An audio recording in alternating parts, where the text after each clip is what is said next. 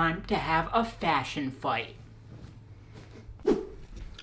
So what does that actually mean? Well, we're just going to argue with each other about clothes. I will openly say this idea was stolen. That's my cat, also trying to argue with us. This idea, I'll openly say, was stolen by Anthony Fantano. Much credit to him, all credit due. But I got some questions from you guys. I'm not going to have time to answer all of them because I got a lot of really good questions. So I'm just going to go with the hottest of hot takes that I got, and we'll argue about it. So let's see what you got for me. Yo. Before we get too much further, subscribe to the channel. I make tons of luxury and streetwear content. And also, if you're looking for deals on luxury and streetwear, check the description. I've got some of the best sites with all authentic stuff. Check it out. All right, hot take number 1. Exaggerated drop crotch pants will never look cool. Doesn't matter if it's Fog, Fear of God, or Rick. I don't understand why I would get this question. Like, do they think I'm the kind of person that would wear drop crotch pants like that? That's just so weird that you would assume that I would have a good answer to this question for you. No, obviously I understand why this one was directed towards me, and I would say I get it. They are not outwardly good looking. I think they can be made good looking, but like right off the bat, they are kind of displeasing. I will say super comfortable, that's the thing, but honestly, I think most people are not wearing clothes for comfort. They're wearing them for looks, at least at this level that we talk about on this channel. So then why do people wear them? Well, first of all, I think, at least for me, I like them because it's a step towards being like, hey, I'm going to take this thing that is kind of aesthetically displeasing and I am going to make it look good, or I'm going to wear it in a way that shows that I am confident in it, that I can own it, that I can make something that kind of makes you feel weird about it actually kind of cool. Making something uncool cool, and that's something that Rick does a lot, I think. Now that being said, it's also very, very easy to make fun of. I think some people take digs that are too easy at drop crotch pants. Like when Justin Bieber started wearing them, everyone was like, oh, Justin Bieber, you know, poopy pants, diaper pants, whatever. It's just the easiest joke to make, and it's like, get something better. And going even further than that, they have a super, super long history within fashion before fashion was even a thing. Like going back hundreds of years to Africa and the Middle East, harem pants and things like that, they've been around for so long that it's this through line that has continued far, far longer than pretty much any other style of dress that was around back at that time. So obviously, the fact that they have that kind of staying power says something. So I'm going to respectfully disagree, but I'm never going to push them down anyone's throat. I think they are an acquired taste, and I understand why most people don't respond to them. So I respect the heat, I respect the attack that you have thrown at me, and I'm just going to respectfully deflect and not be hurt inside by that, because if I got hurt by everyone who said drop crotch pants are ugly, I would have some really low self-esteem. All right, next up, Bape is awful from a design standpoint and overrated. Nigo's work at Kenzo has already eclipsed anything he's done for Bape. Yo, maybe the biggest of agrees that I could ever agree? Maybe? Bape is super, super ugly. And not just ugly, but like cheap.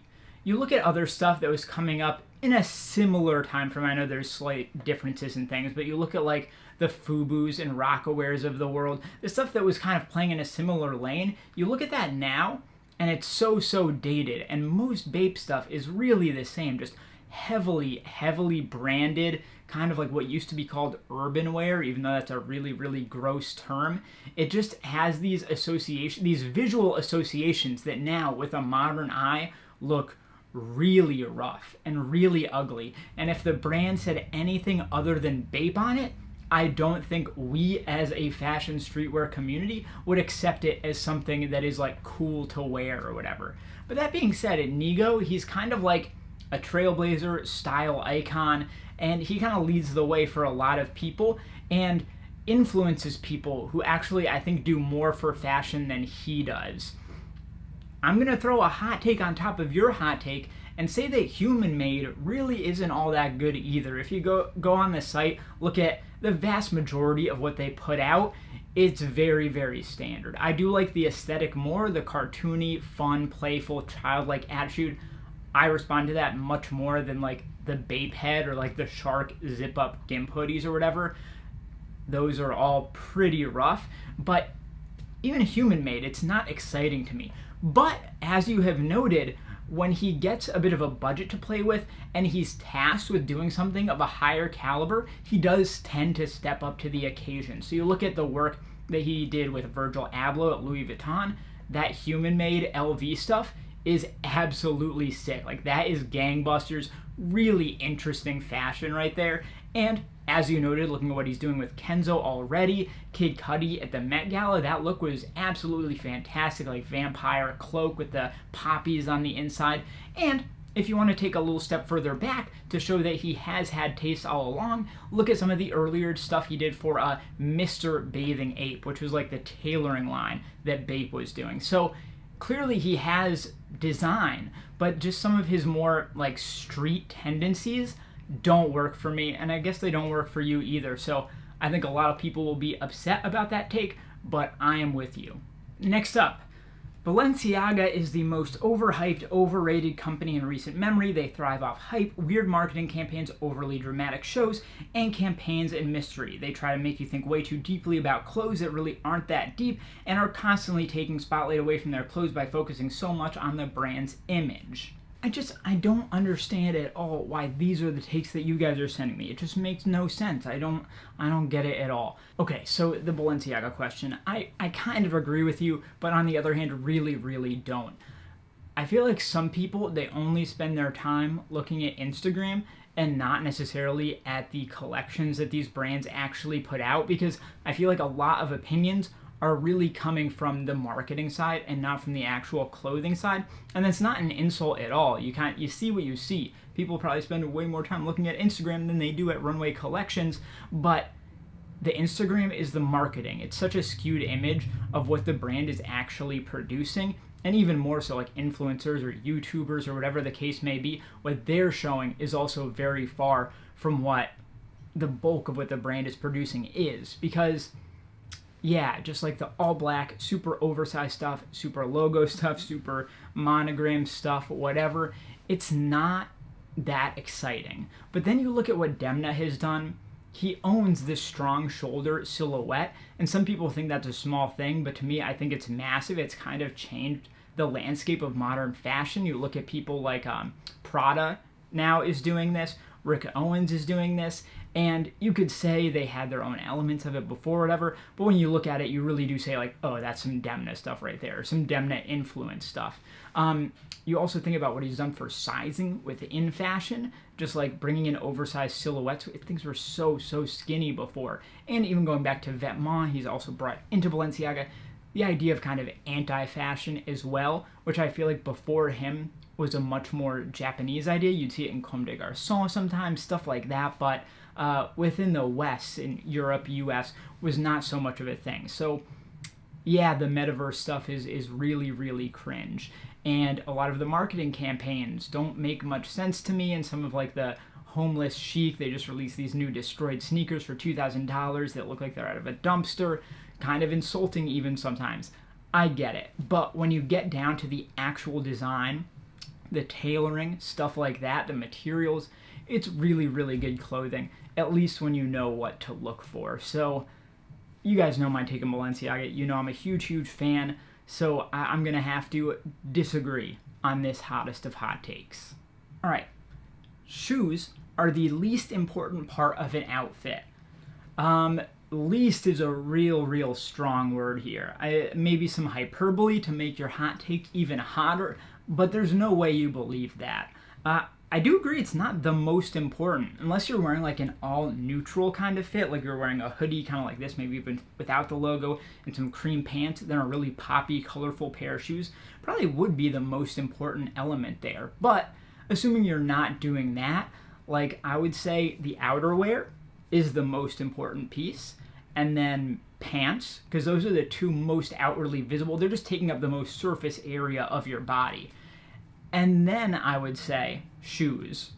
Now, some would say, what about like the shirt, the t-shirt or whatever that's underneath? No, that's an undershirt. most of the time it's barely showing through if your outerwear is even open on the front. So I would say that the undershirt is less important than the shoes. And then, like, come on, like hats, accessories, bags, whatever. Some may say those don't even count. You're just thinking about the core of the look. But I get what you're saying. They're not as important as probably people make them out to be, and for how much, like, I don't know, reverence we place on the sneaker, the shoe, whatever, in our current fashion culture. But I'd say it hits right at that midpoint.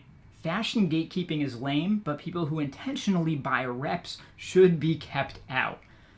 Ooh, this is a hot one because I feel like reps are getting more and more respected as time goes on. And the thing is, I kind of get it. It's not for me. I don't like reps, but I understand why people buy them, and I understand why there are a lot of people out there who are like, why would I ever pay $2,000 for X when I could buy a literal, visual at least, replica of it for Y? There's probably 10 times less than the $2,000. But here's the problem is that A, it's illegal. That's not to say that everything illegal is bad, but it adds a little sketchiness in there as well. And B, I don't really have any beef with people who buy reps initially knowing they're reps just to wear. They're just like, I don't care if it's real or not. This is going in my closet. It's staying in my closet. I'm never getting rid of it. Nothing. Fine. I don't care at that point. What I do care about is people who A, are really terrible people and buy them just to resell to somebody saying they're authentic. It just ruins every single marketplace. Unless you've got like a place like the Real or something that is getting them in hand, authenticating, and then selling, or StockX or whatever, and even those have issues. Reps have ruined every other resale platform. Poshmark, Depop, Mercari, even Vestiaire Collective, Grail to a degree. They're all decimated by reps. And it's a really sad state of affairs. And even then, like, there are people that buy them and then they wear them for a bit and then they're like, oh, okay, I'll sell them now. But the thing is, as soon as you get rid of those reps, they are now in the wider ecosystem getting passed around, and eventually they're going to hit somebody that is going to try to sell them as real. Maybe not even knowing. Maybe they get them at a thrift store and they're like, ooh, okay, Balenciagas, throw them up, sell them for a couple $100, way more than they're worth as reps. It's just, it makes my life as somebody trying to find deals on stuff a lot harder, and it rips a lot of people off. So that is my only beef with it. Should we keep them out? People who intentionally buy reps? I think it's a different subset of the fashion landscape. I think it should be kept a little bit separate, just because I feel like as a authentic fashion lover, it kind of muddies the experience, and making reps accessible is just going to further ruin the resale marketplace that I really want to keep as pure as possible. But that's like a really hard question and interesting, and something for me to think about more, I think. All right, last one here.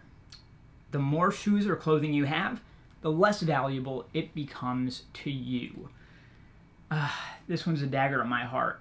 I would just do a whole pan around at all the clothes I've got sitting around me right now, but we'll save that for another day. That's for a rainy day. I'll show you everything we've got and how I got it laid out.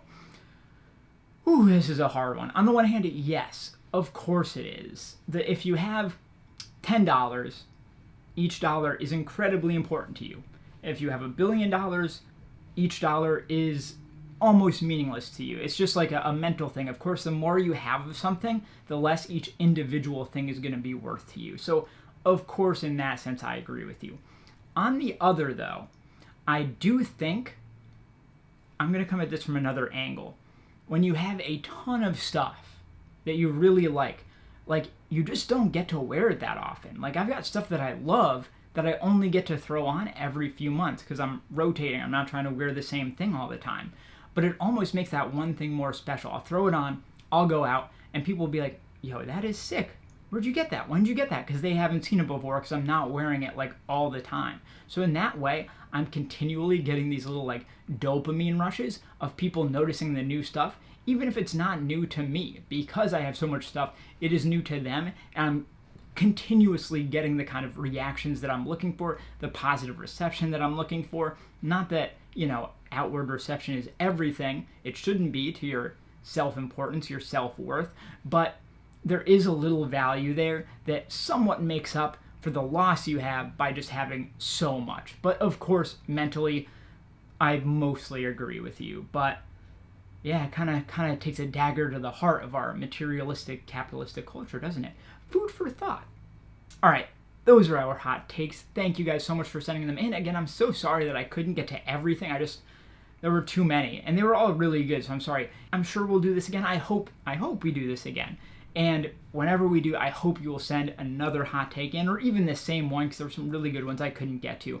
But thank you so much. Take a look at the other video on screen here. Subscribe to my channel, like this video, and I'll see you next time.